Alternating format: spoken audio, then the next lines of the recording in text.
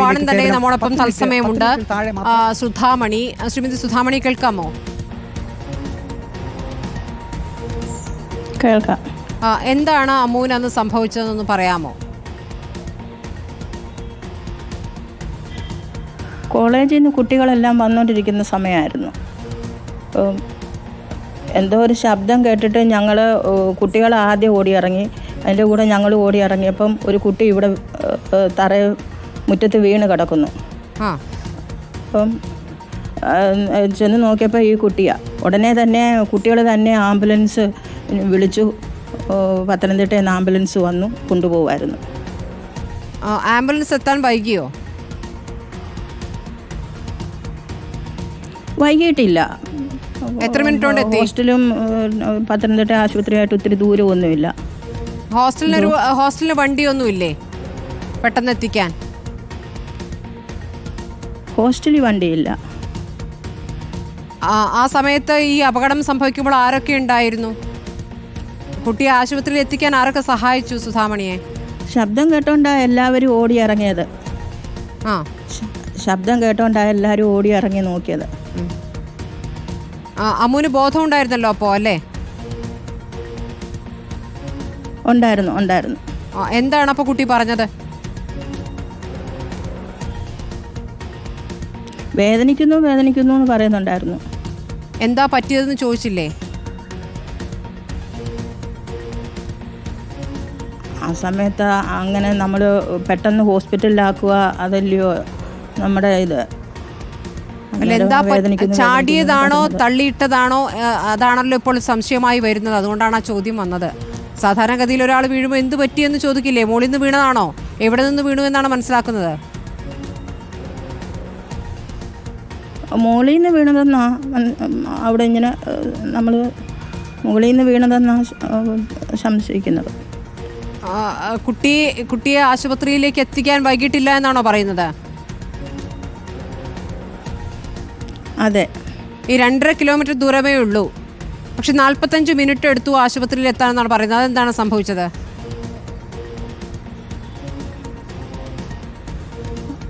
നമ്മൾ കുട്ടി വീണപ്പോഴേ കൂടുള്ള കുട്ടികൾ എല്ലാവരും കൂടി ഫോൺ വിളിച്ചു. ആംബുലൻസ് ഇവിടെ എത്തി. അത്രയും സമയമേ ഉള്ളൂ.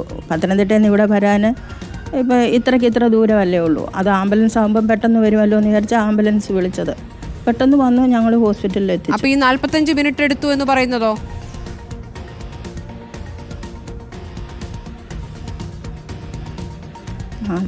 മിനിറ്റ് എടുത്തിട്ടുണ്ടാവില്ല. കാരണം പെട്ടെന്ന് തന്നെ ആംബുലൻസ് വിളിച്ചല്ലോ.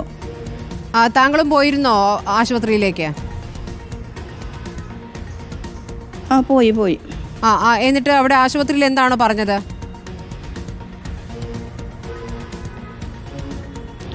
ആശുപത്രിയിൽ കൊണ്ട് പിന്നെ ആംബുലൻസിൽ കയറ്റി പെട്ടെന്ന് ആക്കി. ഡോക്ടർമാർ പരിശോധിച്ചുകൊണ്ടിരുന്നു. പിന്നെ എക്സ്റേ എടുക്കാൻ കൊണ്ടുപോയി. മെഡിക്കൽ കോളേജിലേക്ക് കൊണ്ടുപോകണം എന്ന് പറഞ്ഞത് എപ്പോഴാണ്? തിരുവനന്തപുരത്തേക്ക് കൊണ്ടുപോകണം എന്ന് പറഞ്ഞപ്പോഴാണ്? ഇവിടെ എക്സ്റേ ഒക്കെ എടുത്തു കഴിഞ്ഞിട്ട് പിന്നെ അപ്പം അവരുടെ അച്ഛനൊന്നും വരാൻ പറ്റാത്തത് കൊണ്ട് അവിടോട്ട് കൊണ്ടുപോകാം എന്ന് അവർ തന്നെയാണ് പറഞ്ഞത്. അങ്ങോട്ടും കൊണ്ടുവരണം. അവിടെ ചികിത്സ പറ്റില്ല എന്ന് ആശുപത്രി പറഞ്ഞോ? സീരിയസ് ആണ് എന്ന് പറഞ്ഞോ?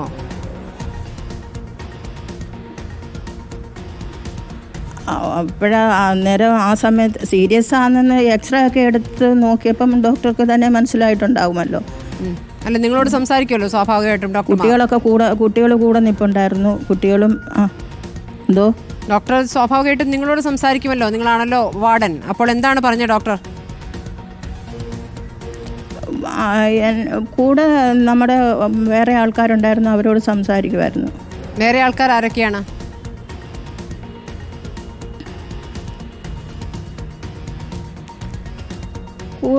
കൂടുള്ള കുട്ടികളുണ്ടായിരുന്നു. പിന്നെ കോളേജിലെ ടീച്ചറും കൂടെ ഉണ്ടായിരുന്നു.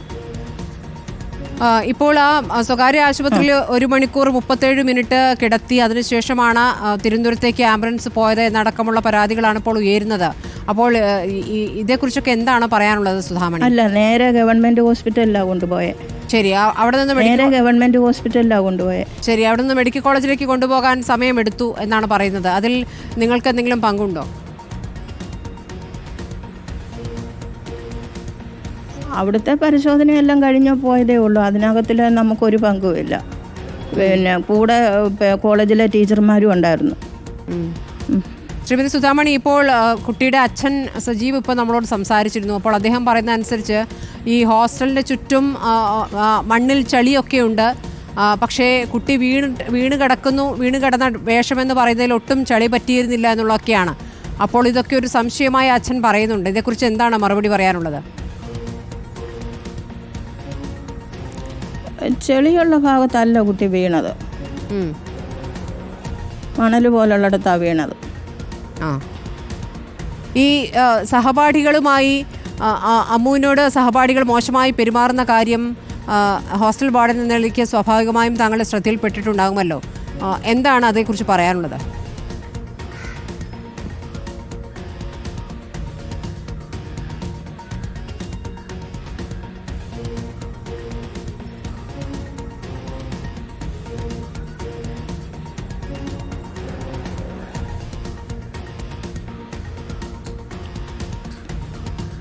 ഹലോ, ശ്രീമതി സുധാമണി കേൾക്കാമോ? ശ്രീമതി സുധാമണി കേൾക്കാമോ?